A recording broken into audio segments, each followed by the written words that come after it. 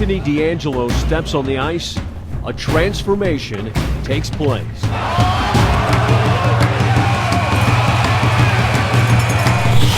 I call it the switch. The switch goes on and it's just a whole different ballgame. I just become a whole different person. I think that's pretty accurate. You know, I get on the ice, I'm really competitive, I'm really passionate. I love playing the game, and my main goal is to win. I think that was a big part of what he did. I mean, you know, he was a different person on the ice. Once the helmet was on, it was no longer the Anthony that everybody knew. What he lacks in size, DeAngelo makes up for with skill. Talent alone, he's undeniably a first-round draft pick. His skill set is probably the best ever in our area. He really handles the puck well, skates well. His hockey sense is top level. Very, very talented hockey player. Reminds me a little bit of Mark Howe type of skater with his head up, always looking to make a play. But playing with your head up doesn't mean your head's always in the right place. Anthony allowed losing to tear him up. A star defenseman mired in team failure. And he crossed the line. I think it was, built up frustration from me, the player, the team, everybody. I think we were, frustrated. It was a tough year. And that particular game where it happened was tough. They're not winning. He has a hard time with that. And his father and I, we talk about it a lot, Lou.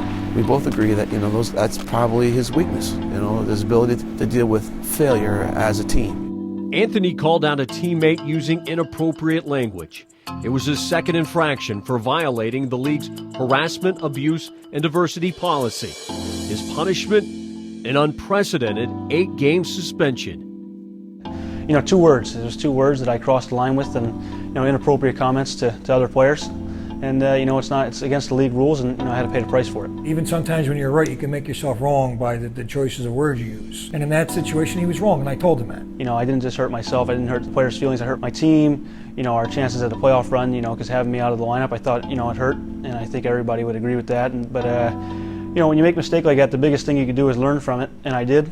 Even though he grew up in South Jersey, Anthony clearly is a byproduct of South Philly, an Italian heritage, and the stereotype that comes with this territory.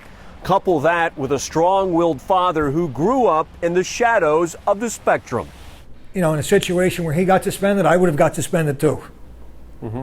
So, he probably hears me. You see yourself saying maybe some of the same things that he has said?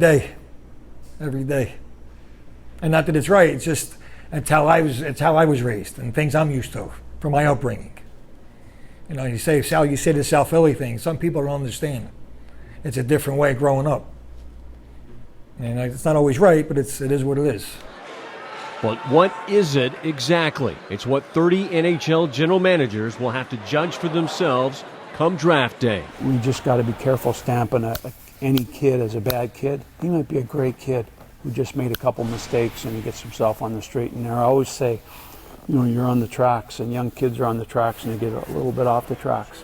Can you get them back on and they're going to stay there, or they derail and self-destruct? But Anthony has taken his behavior a step further, seeking the advice of a sports psychologist, hoping he can answer the most pressing questions surrounding his future. I thought it was a great experience, and things are going to be better next year, but I still want to see him anyway. I think it's it's good for me because I'm going to play on the edge. It's one thing I'm always going to do, but staying on that edge, not crossing the line is the major thing for me.